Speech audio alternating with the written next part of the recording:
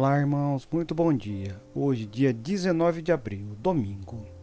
Que nesse domingo possamos ter força e fé para crer nas promessas de Cristo. Às vezes, o deserto não é o fim, é somente uma preparação para o melhor que ainda está por vir. Se as lutas da vida está difícil, creia no Senhor, ore, peça, fale com Ele, pois o Senhor nunca vai nos abandonar. E que nesse domingo possamos ter a companhia e a presença de Jesus em nós na Santa Missa. Vamos ao Evangelho. O Senhor esteja convosco, Ele está no meio de nós. Proclamação do Evangelho de Jesus Cristo segundo Lucas. Glória a vós, Senhor. Naquele mesmo dia, o primeiro da semana, 2 dos discípulos de Jesus iam para um povoado chamado Emaús, distante 11 quilômetros de Jerusalém. Conversavam sobre todas as coisas que tinham acontecido. Enquanto conversavam e discutiam, o próprio Jesus se aproximou e começou a caminhar com eles. Os discípulos, porém, estavam como que cegos e não reconheceram. Então Jesus perguntou: "O que ides conversando pelo caminho?" Eles pararam com o rosto triste, e um deles, chamado Cleófas, lhe disse: "Tu és o único peregrino em Jerusalém que não sabe o que lá aconteceu nestes últimos dias?" E ele perguntou: "O que foi?" Os discípulos responderam: "O que aconteceu com Jesus, o Nazareno, que foi um profeta poderoso em obras e palavras, diante de Deus e diante de todo o povo. Nossos sumos sacerdotes e nossos chefes o entregaram para ser condenado à morte e o crucificaram. Nós esperávamos que ele fosse libertar Israel, mas apesar de tudo isso, já faz 3 dias que todas essas coisas aconteceram. É verdade que algumas mulheres do nosso grupo nos deram um susto. Elas foram de madrugada ao túmulo e não encontraram o corpo dele. Então voltaram dizendo que tinham visto anjos e que estes afirmaram que Jesus está vivo. Alguns dos nossos foram ao túmulo e encontraram as coisas, como as mulheres tinham dito. A ele, porém, ninguém o viu. Então Jesus lhes disse: Como sois sem inteligência e lentos para crer em tudo o que os profetas falaram? Será que o Cristo não devia sofrer tudo isso para entrar na sua glória? E começando por Moisés e passando pelos profetas, explicava aos discípulos todas as passagens da Escritura que falava a respeito dele. Quando chegaram perto do povoado para onde iam, Jesus fez de conta que iam mais adiante.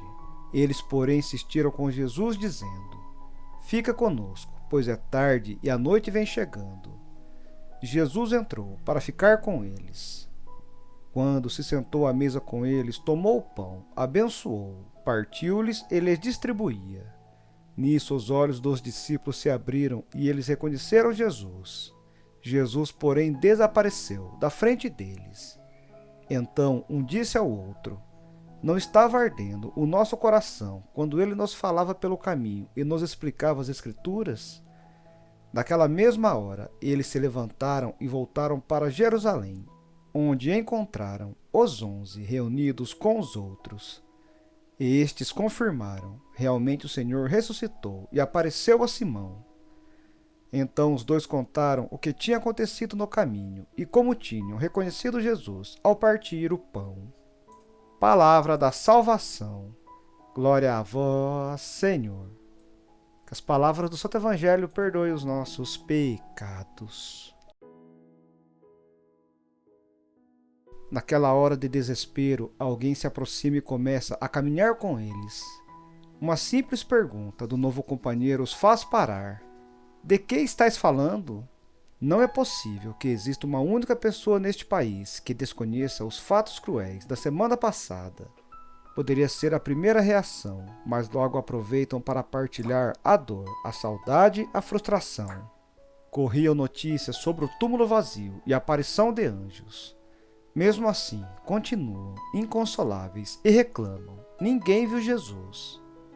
Quando Jesus diz: "Como sois sem inteligência e lentos para crer em tudo que os profetas falaram, que voz é esta?" Os dois a conhecem, são-lhe familiar, embora os olhos permaneçam fechados e a razão obscurecida. O coração se abre, se dilata, começa a arder no peito. Ninguém jamais falou como esse homem.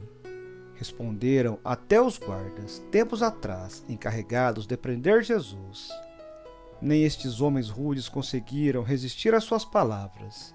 As multidões ficaram extasiadas com seu ensinamento, porque as ensinava com autoridade.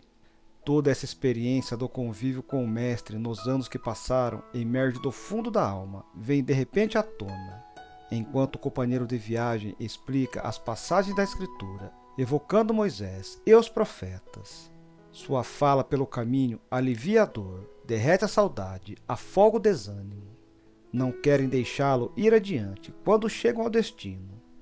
Fica conosco, pois já é tarde e a noite vem chegando.